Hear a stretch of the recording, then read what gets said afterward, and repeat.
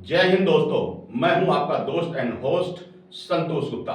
करेंगे देश की बात सच के साथ। बिहार में आज क्या हुआ, देखिए ये खास रिपोर्ट। बिहार के पूर्णिया में एयरपोर्ट को लेकर एक बार फिर से आवाज बुलंद होने लगी है। आपको बता दें, पूर्णिया सिविल एयरपोर्ट को लेकर एक बार फिर से दर्जनों बुद्धिजीवियों ने, सामाजिक कार्यकर्ताओं ने एकजुट होकर एक दिवसीय भूख हड़ताल किया। अंबेडकर सदन में आयोजित भूख हड़ताल के दौरान सामाजिक कार्यकर्ता व एयरपोर्ट फॉर पूर्णिया के संयोजक विजय श्रीवास्तव ने कहा कि पूर्णिया एयरपोर्ट 2015 का पीएम पैकेज में शामिल था। चुनाव आती है और चुनाव चली भी जाती है। हर चुनाव में ये वादे किए जाते हैं कि यहाँ एयरपोर्ट बना दिया जाएगा, लेकिन आखिर कब? 9 साल के बाद भी यह उपेक्षित है। एक साजिश के तहत पूर्णिया एयरपोर्ट को चालू नहीं किया जा रहा है। उन्होंने कहा कि यह एयरफोर्स का सारा सुविधा है, सिर्फ पोर्टा कैबिन बनाकर और 3 किलोमीटर का रोड बनाकर इसे चालू किया जा सकता है। इसके चालू हो जाने से 12 जिले के लोग और लगभग 1 करोड़ से अधिक लोग की आबादी का इसका फायदा उठा पाएंगे और यहाँ से बिजनेस भी मिलेगा।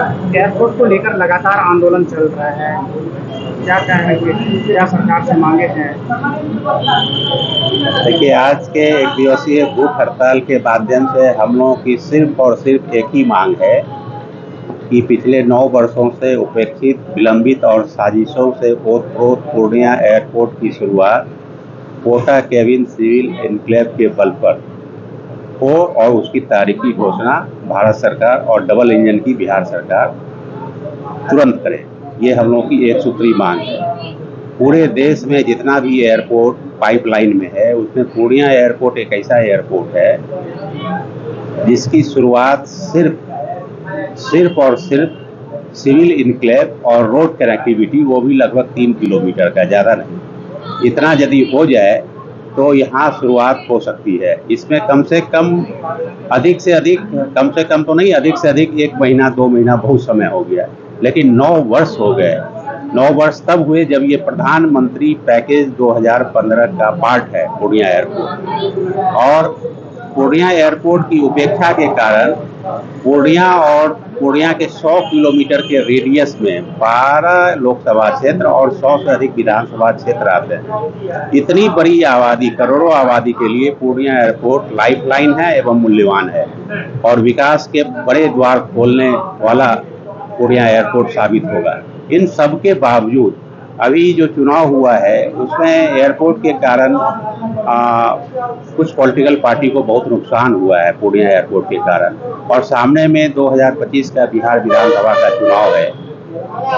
हम लोग उम्मीद करते हैं कि सरकार इसको गंभीरता से संज्ञान में लेगी और जो उपेक्षा है, ये उपेक्षा नहीं है, पूर्णिया एयरपोर्ट की उपेक्षा नहीं है, ये साजिश है। साजिशकर्ता की पहचान होनी चाहिए और उनको दंडित भी करना चाहिए।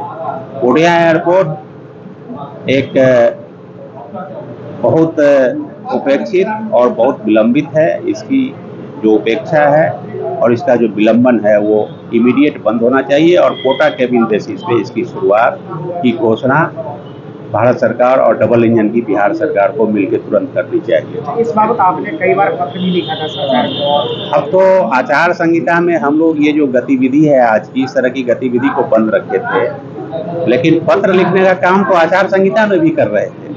अभी जो 2 नए मंत्री अपॉइंट हुए हैं, कैबिनेट मंत्री और राज्य मंत्री, उनको भी जिस दिन वो ओथ लिए और जिस दिन उनको विभाग मिला, उस दिन पूर्णिया एयरपोर्ट की समस्या से उनको अवगत करा दिया गया और आज के एक दिवसीय भूख हड़ताल के माध्यम से भी किया जाएगा शाम के बाद।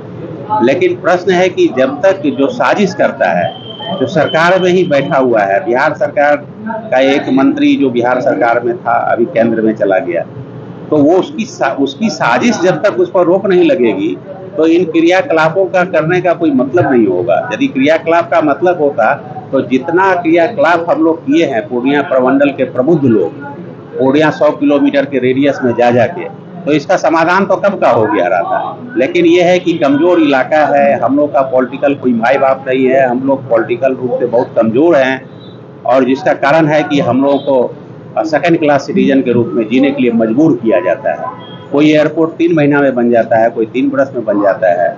यहाँ सिर्फ एक सिविल इनक्लेव बनना है और रोड कनेक्टिविटी, उसके बावजूद भी 9 वर्ष से अधिक हो गए। वो भी तब जब प्रधानमंत्री पैकेज बिहार का जो 2015 था उसका एक पार्ट है। ये बहुत दुर्भाग्य और बड़ा दुखदायी विषय है और आश्चर्यजनक और आपत्तिजनक भी है। उन्होंने कहा कि सिर्फ पूर्णिया एयरपोर्ट निर्माण नहीं होने के कारण सीमांचल में 3 सीटें एनडीए हार गई।